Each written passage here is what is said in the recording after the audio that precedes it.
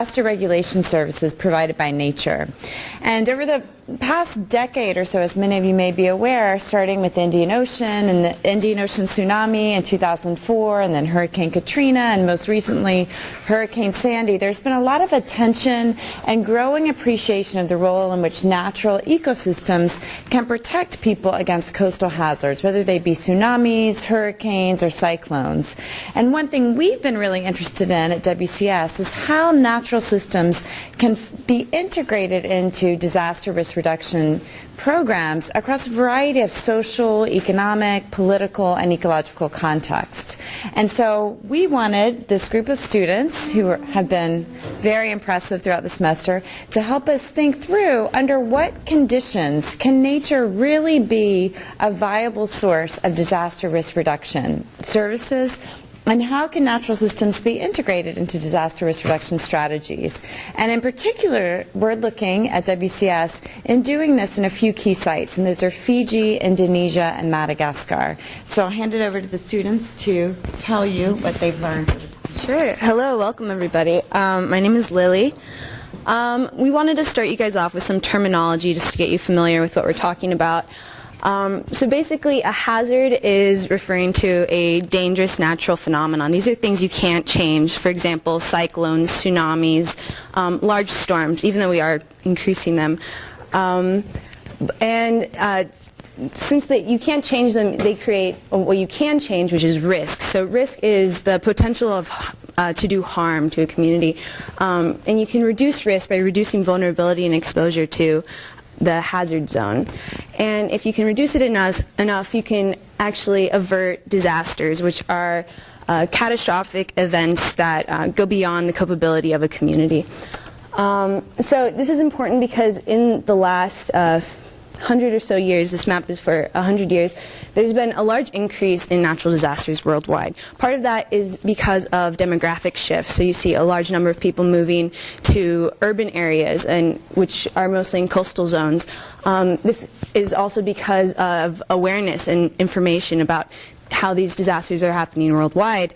But a large part of it is that we're actually seeing an increase in climatic-caused disasters. For example, cyclones and storms. So you can see the small graph, at the bottom there's earthquakes, which have pretty much had a steady frequency, and then you have floods and cyclones, which have increased significantly.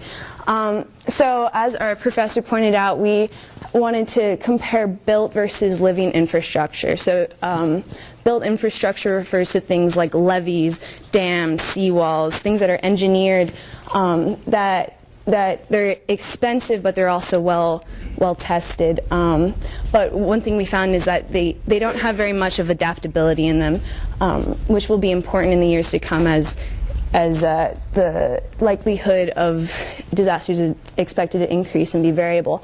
So we also looked at ecological infrastructure, or living infrastructure, which includes things like mangroves, forests, coral reefs, and these we found were very important for communities that don't have a lot of resources, because they are less expensive and can provide secondary benefits which further reduce the vulnerability of a population. For example, fuel wood from the mangroves, or fishing territory. But they're also a lot more difficult to measure their effectiveness because this is a recent airfield. So we wanted to compare those two things, and our case studies looked at the sites of Madagascar, the northern tip of Sumatra, which is Aceh, Indonesia, and also Fiji, the island nation.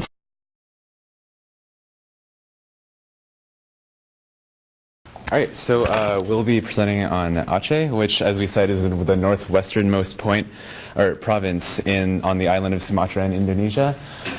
Just as a background, it's impoverished and has a 32% unemployment rate. The Human Development Index is 121 out of 187 countries. In terms of geography, 55% of the province is forested, and there's a lot of development up to the coast with shrimp farms, which actually kind of exacerbated the disaster that was the 2004 tsunami, which killed about a quarter of the population and cost billions of dollars in damage to infrastructure. The 2004 tsunami was not unprecedented, though, but with climate change and sea level rise, it does exacerbate both floods and tsunamis. And with the tsunamis, they happen around every 50 years. The big ones happen around every few hundred years, but the bigger thing is they're completely unpredictable. But after the 2004 tsunami, there were several social programs that were implemented and research was performed, but they weren't really scaled or adequately kept, like the Disaster Alert School, which was an initiative to educate the community about tsunamis and what to do in the case of a tsunami. And there's a lot of potential to address both of these issues of community education and research. With floods, however, they're more